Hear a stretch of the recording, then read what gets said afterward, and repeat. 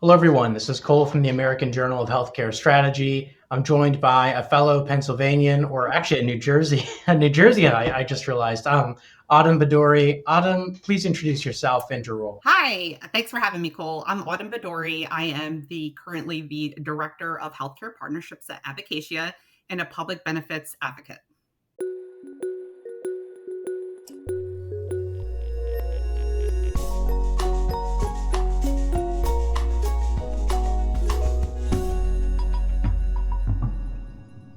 You have had just a tremendous career so far in public benefits, in trying to help people, especially on, I believe you said Medicare, Medicaid. right? Medicaid, yes, Medicaid. And so, tremendous career. And so, I'm really excited to have you on because not a lot of the audience know, but I, work in this industry. As we were talking, you and I have both utilized some of these benefits in the past, and so it's something that's really important to. I want to ask you though, at the beginning of the career, way back when you started, how did you get into this? Because when I review these benefits, I mean, it can be kind of boring, right, to review this. And so it's not really something that people, kind of seek out to do starting off. So what got you into it to begin with? Yeah, that's a great question. So I kind of stumbled into it essentially. I had my first position. I was a senior executive assistant to the senior vice president of public affairs and marketing at AmeriHealth Caritas, which was Keystone Mercy at the time. And I learned a lot in Medicaid coming into that role, but I really felt like I was brought there for a reason. And once I got there, I really connected to the mission of the organization and helping those in Medicaid. Yeah, that makes a lot of sense. I find individuals, they start off, at a role that's a bit different, right, than what they're in now. But how did you get that role? If you can just share some insight into that. I mean, that's a pretty important role, being an assistant to somebody that high level at the organization. Yeah, so right out of high school, I started working, and I didn't have the luxury to, go to school or anything like that. Moved out, and I was working, doing administrative jobs, and the organization I was with had let me go, and I was going to temp agencies, filling out applications. Back then, wasn't really a lot of electronic applications and simplistic processes like they have now, but I got an interview for that position. And it was funny because I was actually applying for the Philadelphia Police Department at the time. And I had taken the test and I was waiting and waiting and waiting to get that acceptance letter in the mail. Never got it. And then my first day at AmeriHealth Caritas, I came home and I got the acceptance letter in the mail. And I said, wow, I can either go work for the Philadelphia Police Department and really, give my life to really helping the Philadelphians, or I can kind of go in this Medicaid space, something I'm passionate about I was on Medicaid for, my entire life up until that moment and give back that way. So I chose to go to the Medicaid route. Wow, impressive. And at that time, right? Yeah, how long do you say it was your first day, your first week there? The first day I came home, I got that letter in the mail and made that decision. So you didn't really know exactly what you were into yet. Not at all. It was just let's do it. And how did that turn out, right? Because your first year or 2 years, you're probably taking in all this information, but you kept moving up, right? Yeah, I mean, you spent quite a bit of your career at AmeriHealth, right? I mean, you kept moving up. You were successful. What did you like about the work that you were doing that allowed you to move up to the next role? Yeah, so I worked in a community affairs and member experience, things like that, and going out to community events and knowing that what I was doing, picking up the phone and asking someone to come to an event to get a mammogram. These are things that I wish I had when I was a kid. There was one clinic in town that accepted Medicaid, and there was no health promotion programs and prevention programs back then. And thinking about all of the services that these members have through their membership through Medicaid, through AmeriHealth at the time, was incredible. And I couldn't think that, fathom someone going through a member handbook and reading about all this stuff and knowing that they have these member benefits. So I was like, I need to tell people that they have these services available for free. They can help them make doctor's appointments. They can help them, access other services. And so I really decided that I needed to stay in that field because I could give my own feedback as well for my own personal journey to help to create a better member experience and a better path of communication to the member to help them to understand what are those challenges and barriers that exist to helping them access care or even knowing when to get care. So growing up for me, none of this was, a thing when I was growing up. It was only really when I left home that I began to have, the need for Medicare and SNAP and things like that. So I really love your mission and how it's really anchored in something that's passionate to you. But for those of our audience who have never been exposed to it, if you can, try to imagine, because I was there for a little while, where kind of a foreign idea, right? What these government benefits or government systems look like. Can you explain your experience on why it was a challenge, or it's challenging for members to look at the membership book or to get the information on their own? Why is that not something that we could just let members handle, or as we were talking about earlier, maybe let the government reach out to them? Yeah, people who, a lot of low income families in those, that are experiencing financial hardships have other things to worry about. They're worried about if they're going to eat tonight. They're worried about if they can afford asthma medication. Or, I've had times where we had candles lit because we didn't have electric, because there was no money to pay for electric, because we didn't know about the LIHEAP program. There's definitely an experience, and it really can demonstrate the ability to connect with others who are not in that situation. But we need to be a little bit more open to talk about it too. People open to talk about their experiences growing up in a low income household. I grew up in public housing, had SNAP, Medicaid, all of that. Back then, there was one doctor we could go to, one dentist, and if that dentist appointment, you had to schedule it 6 months ahead of time. And if you had an emergency, you had to wait, and you had to take the day off of work. And you can't take the day off of work to take your kids to the doctor, because if you take your day off of work, you're going to get fired from your job. So it's very difficult to navigate caring for family or even caring for yourself back then. So there's been a lot of innovations in the field now. People are taking a little bit more care. You've had people like myself who had lived experience taking on these roles in organizations that support people on Medicaid and other health benefit programs. So it's definitely a really cool field to be in. And if you don't have that lived experience, I'm sure that someone on your team does. And if not, there's definitely people out there that I encourage you to just have a conversation. Have a conversation with your member. Go to a community event. Ask about their experience. Thanks for sharing that, because it is really important, right? I mean, growing up, I didn't have to worry about, these things. I was not, harassed or or in an abusive environment. I get out into the workforce, and I am, right? The workforce where I was working was an abusive environment. You had to worry about, am I going to have food tonight, et cetera. I mean, you've experienced similar things. It's hard to imagine that unless you actually talk to somebody, right? And the idea of sitting down and going through a benefits book that's 600 pages long is not really the best scenario. And when you can actually call them and speak to them and actually help them out, that really means a lot, right? It takes that mental strain off of them. Have you seen any personal experiences that, as in your role, where you've been able to really reach members or reach individuals? If you can just share maybe any off the top of your head with us, that's really improved their lives. Yeah, the first thing that comes into mind is I was at a community event in West Philadelphia, and it was outside. It was in collaboration with an FQHC. We were providing, giveaways, groceries, things like that, and we had free health screenings. We had entertainment, food, everything, and there was a bunch of different people who were coming out of the clinic that we were asking, hey, come over here. We have entertainment. We just want to have a conversation. People from the neighborhood came out, and homeless people, people who all different types of walks of life. And to see everybody come together in the neighborhood and to smile. I was giving hugs to everybody because I was just so excited that people would come out and take a minute to learn about healthcare or to learn about their benefits or to say, hey, listen, here's a free health screening, because that free health screening can save your life. And, Mm.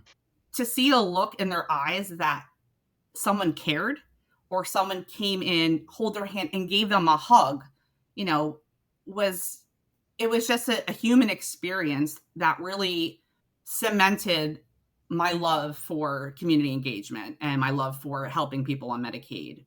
Because at the end of the day, all anyone really wants is a smile and a handshake or a hug or whatever it is. And a smile can go a long way. And, treating people like humans and not Medicaid recipients, because anybody can be a Medicaid recipient. And we need to make sure that we're not stereotyping Medicaid recipients, and just being a person and just really engaging with them is what I really, really enjoy about working with populations, because I was there. I was that person and I never wanted to be looked down upon or anything like that. So, that was definitely the moment in my career where I knew that this was my lifelong journey. Yeah, thank you for sharing that, and especially about the stereotyping, right? I mean, there are many people who were once wealthy, who are wealthy, they've had issues. There are people of all different income levels, all different careers from all different parts of the country. And that's something that's really important as well, because when we're dealing with our members, when we're interacting with our members, it's not a one size fits all approach, right? I mean, it's everybody's going to have different problems. And that's why you have to customize what you're doing to address these problems to help them live their life. So thank you for sharing that. That's so important. I want to ask too, when we're talking about the business case for this, right? Because it sounds great, being able to, help these people, help our neighbors directly, but it's expensive, right? I mean, we have to pay salaries for people to do these things. We have to, develop the technologies. What is the business case for this? How can this benefit insurance companies or the community as a whole? Yeah, no, it's interesting if you take a look and thinking about the evolution of managed care and it being a solution to a state in order to lower healthcare costs by having an organization like a insurance company come in and actually manage the care through out different providers to make sure that they're having healthier outcomes for those on Medicaid. Very interesting, the way that has evolved, and I think that there's a lot of community-based organizations that have been doing the social drivers of health work for many years. That's nothing new. But now there's a greater focus on SDOH and health-related social needs. And the government has been allowing organizations to pay for different things to address some of those issues because they realize that it actually lowers healthcare costs. So just for example, enrollment in SNAP can decrease health care costs by 25%, about $1,400 in each adult, and even more, like $2,700 for someone with hypertension, or even more for somebody with coronary heart disease. So there is actually healthcare expenses that are avoidable. And they can do that for helping to get people enrolled into public benefit programs and by partnering with organizations, technology organizations like Advocacy, for example, to be able to say, hey, listen, we have 20,000 members and maybe half of them aren't enrolled in SNAP. And most people who are eligible for Medicaid are eligible for SNAP. Why aren't we getting them enrolled? It's a 14-page application. They need help.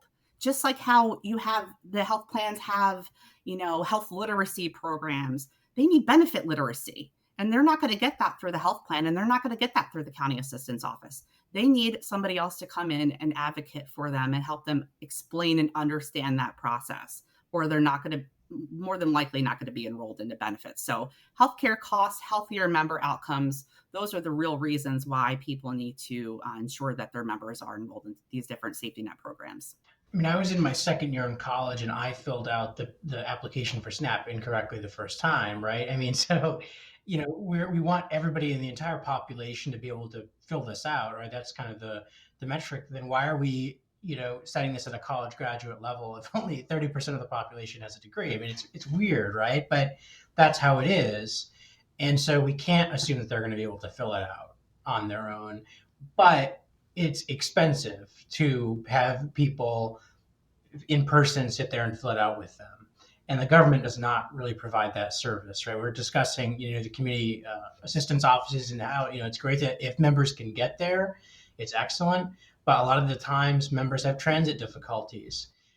That's when you kind of was talking about what you did at Advocacy, which is not why we originally reached out to each other, but I was just so impressed that this was a solution to this problem. Can you tell me about kind of your current role and what the organization does to solve this major gap? So I'm the director of healthcare partnerships for Advocacy. And what we really do is essentially how it all came to being is that our one of our co-founders, Ryan Brebner, he was working in revenue cycle management, and he came across a patient, Davila, who he was trying to get care for through the hospital. And they weren't enrolled in Medicaid or anything like that. She was very sick, couldn't go to the doctor. And by the time she actually got approved for Medicaid and actually applied for benefits, she had already had stage 4 stomach cancer.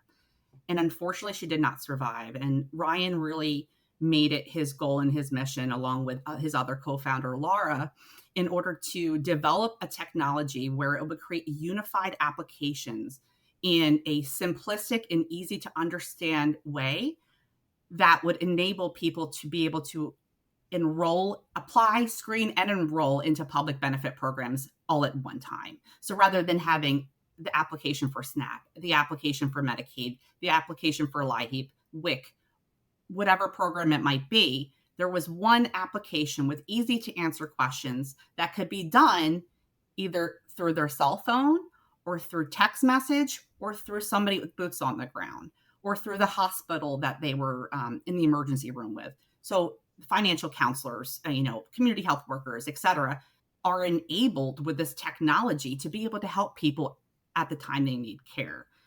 So it's really an awesome thing. And now we're looking at, let's do this proactively. Let's engage health plans to get their members enrolled into public benefit programs. It's so easy. You pick up your phone, you can upload the documents right from your phone.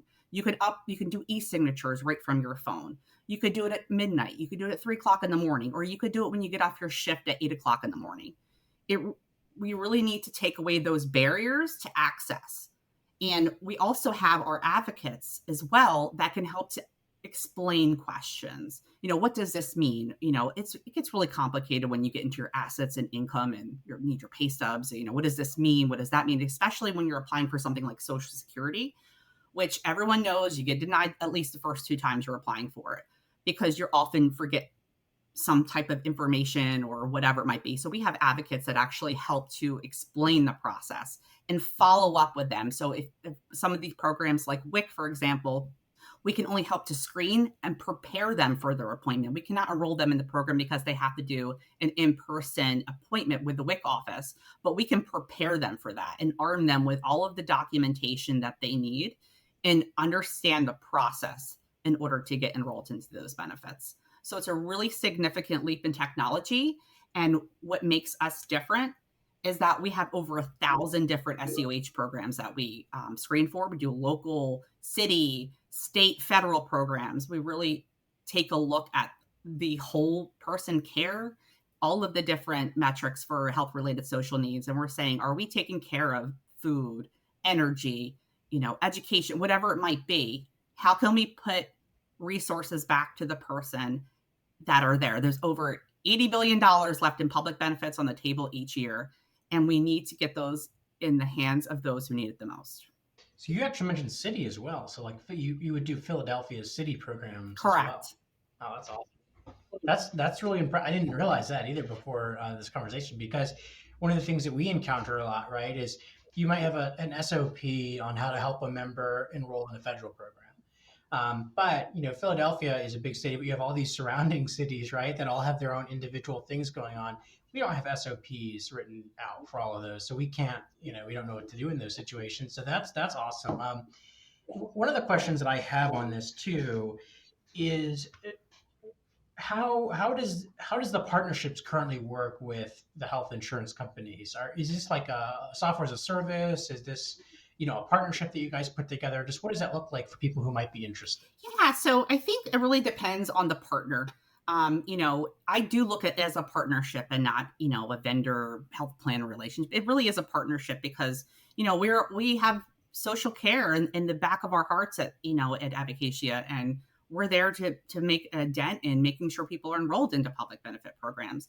And I think what that looks like is us coming to the health plan, telling them, hey, listen, all of these benefits are on the table. This can go into the pockets of your members. We can make your members healthier. We can give them access to financial programs like EITC or child tax credit, whatever, property tax, rent and rebate programs.